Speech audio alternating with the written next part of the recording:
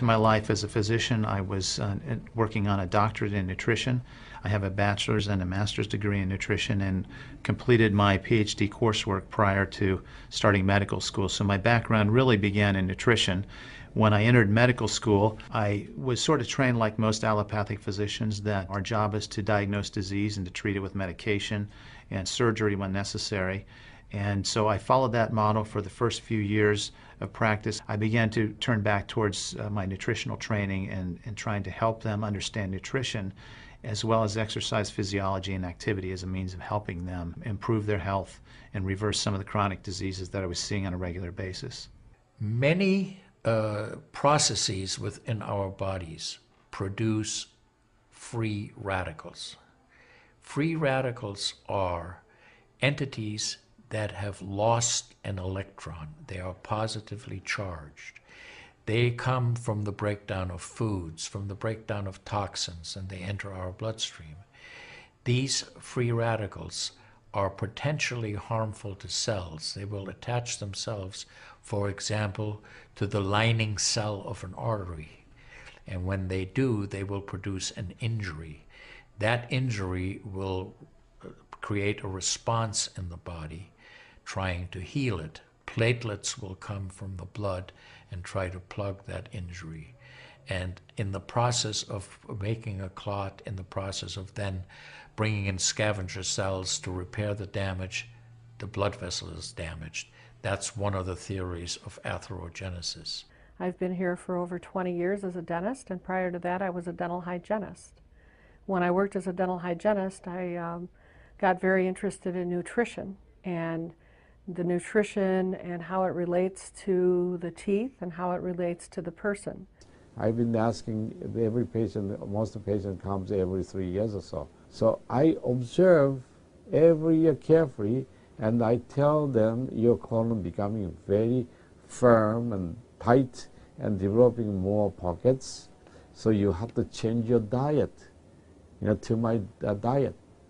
Then they improve year by year. That's at least like 2 years, 3 years later, their colon becomes soft and pliable. Even you have a lot of pockets, diverticulosis, which can create thickening of intestinal, the muscular layers. So this diet and the water can change your body situation. I tell my patients that we are one big biochemical reaction. Everything that's happening in our body is a biochemical reaction. And for biochemical reactions to occur, we need a solvent. And the solvent in our bodies is water. So there's no question that the most important thing that we can do is hydrate our bodies. Acid reflux, as you know, is a huge problem in our country. People who are obese tend to have it because their stomach and their gastroesophageal junction gets shoved up into the chest. Their lower esophageal sphincter isn't tight. And the esophagus is squamous epithelium. It's a different lining from the stomach, and it doesn't tolerate acid.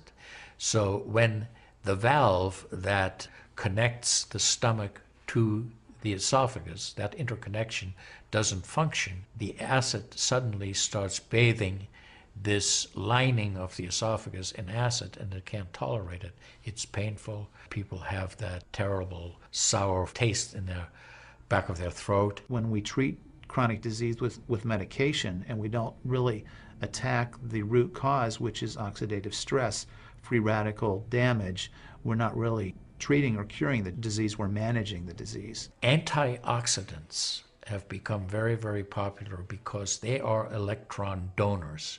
And when they meet a free radical, that free radical gets what it wants. It gets its electron, and it's neutralized. Now, the oxidation reduction potential of Kangen water is gigantic. It's about 30 times greater than the famous green tea. Everyone knows about green tea being a profoundly good antioxidant. Fruits, vegetables are considered antioxidants. Kangen water at a pH of 9.5 can have a negative, which is an electron donating reduction potential of up to 600 millivolts. It's measured in millivolts. You couldn't eat enough fruits and vegetables to get anywhere near that amount into your system. So it's a very, very beneficial thing to our health. We rely on oxidative stress to kill bacteria and viruses and fungi. But oxidative stress in excess, when we don't have the proper balance, when we have too much oxidation and not enough of its counterpart, which is reduction, then we get into this situation where we start to see degeneration occur in cells, in the tissues, and ultimately in the body. We get degeneration of the body, we get aging, and we get chronic disease. Oxidative stress is the mechanism by which all this happens. I find that drinking Kangen water is satisfying because it quenches one's thirst.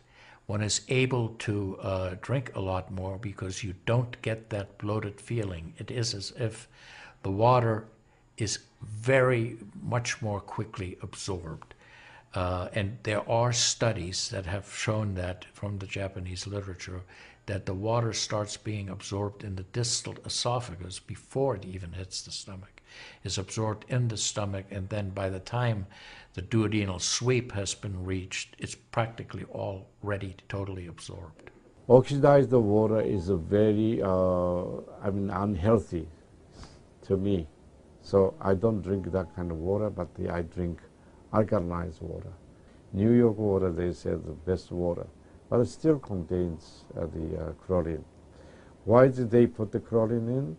Because that the chlorine put into the water, that it creates the free radicals, and that free radicals can kill the bacteria. So that the chlorine in water is, there is no bacteria resides. So it's a healthy water, they call. But for a health point of view, taking this chlorine-containing water is actually oxidized water. When I found out that the Kangen water machine makes 7 types of water, I started exploring the high end, the 11.5, and the 2.5 end of that water. And on my exploration, found out that the 2.5 water is bactericidal, and I am using it in my practice to help with bleeding. I use it to sanitize the mouth before I start working on the patients. I have used it in periodontal disease, and I've actually seen reversals of people's periodontal conditions. The teeth will actually tighten up with the use of the 2.5 water. The Japanese have done a tremendous amount of work on using ionized water for wound care. There's a lot published in the Japanese literature and also now in American literature about using pH 2.5 water for bactericidal purposes. Staph aureus, for example, cannot survive in 2.5 pH water. The kill ratios are dramatic for this, and so it stands to reason that this would be beneficial for contaminated wounds or even infected wounds. The Japanese, for example, treat diabetic ulcers with ionized water with a low pH and find that to be extremely successful. They also have published a lot on it, and the before and after pictures are very dramatic. The pH 2.5 water has tremendous antibacterial properties against both gram-negative and gram-positive organisms. The benefit for me as a physician to use water to treat bacterial infections is phenomenal. Number one, water's cheap. Secondly, it's very effective. We've seen through studies, and I've seen through my own observations with patients, that it's very effective. And thirdly, there's no side effects to it. With the standard American diet, it's actually very sad. I mean, that is what it stands for. Standard American diet is filled with sugars and the high energy drinks, and even the bottled waters, the potato chips and the pizza, and the things that these children are getting in the vending machines. All of that is acidic. And now, with Kangen water, we have an alkaline water that actually will help reverse what conditions may occur using all those acidic items in our diet. You think the skin is only young? No, artery is young too. So I did the CT scan, my coronary artery, and my coronary artery didn't show any narrowing or stricture. most of people who are eating a lot of beef, meat, and a lot of oxidized waters, they tend to develop more narrowing strictures. And many people, even in the 50s, they had the bypass procedure, the stenting, all kind of problems in the artery. Definitely the drinking alkalized water and ionized water is more beneficial for us, for our health. One of the things that you learn is called primum non nocere. Above all, do no harm. That is the duty of a physician. It dates back to Hippocrates. None of us want to do harm. What we should do, and I think when we're convinced of something that is really truly good for people, we should go and recommend it to people. Anytime our body sees protein that it doesn't recognize, we have the susceptibility to cause an inflammatory reaction or an allergic reaction. I think that helps me understand why so many asthmatics and why so many people with allergic rhinitis and other allergies do very well with this water in terms of controlling their allergies, because I really do think there's a connection there with incompletely digested proteins through the typical American diet that we consume. Periodontal disease affects 75% of the population. And periodontal disease is a silent disease of the mouth. In other words, you don't really know you have it until it's too late. What I have found is that we do comprehensive cleanings on people to try to get their mouth healthy again. But we use as an adjunct the acidic water that we make here at the office with our Kangen machine, and we use it under the sulcus of all the teeth, in other words, around the teeth and the gums, to clean all the bacteria during our procedures. And we also send the patient home with the water, because I'm sure you've heard the eyes are the mirror to the soul, or the mouth is the mirror to the rest of the body. There is so much evidence that we're doing good. Look at Japan. The country of Japan has the highest consumption of ionized water in the world. Now, I'm not saying it is necessarily a direct effect, but they are also #1 in overall health care in the world and #1 in longevity in the world. When we compare that to the United States, we're number 38 in longevity and in overall health.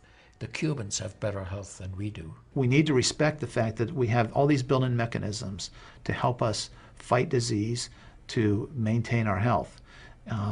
But we need to support ourselves in that healing process by eating natural foods, by drinking the right type of water, by managing stress, by getting plenty of exercise and plenty of oxygen to our lungs. This is a very important.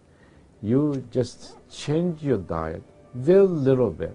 Enjoy your health, enjoy your longevity too. I think #1 most important thing is water. To drink water, alkalized and ionized water, which is Kangen water. I'm very excited that Kangen water is here to help both children and adults alike. I'm having great results with it in my practice, and my patients are loving it. I've had the great fortune in my life to have graduated from one of the finest medical schools in the world, Harvard. I was trained in the Harvard residency program. I've spent my entire professional career affiliated with that institution. One of the best things, next to being affiliated with this great institution, has been my discovery of Kangen water. For those of you who are trying to optimize your health and trying to do everything you can to have good health, to maintain your health, preserve your health, my plea is just try the water. There's nothing more simple, there's nothing more inexpensive, and there's nothing more powerful and effective than Kangen water. In Japan, they have a saying, Mizuo kaereba, jinsei ga kawaru. Translated, change your water, change your life. Do yourself and your family a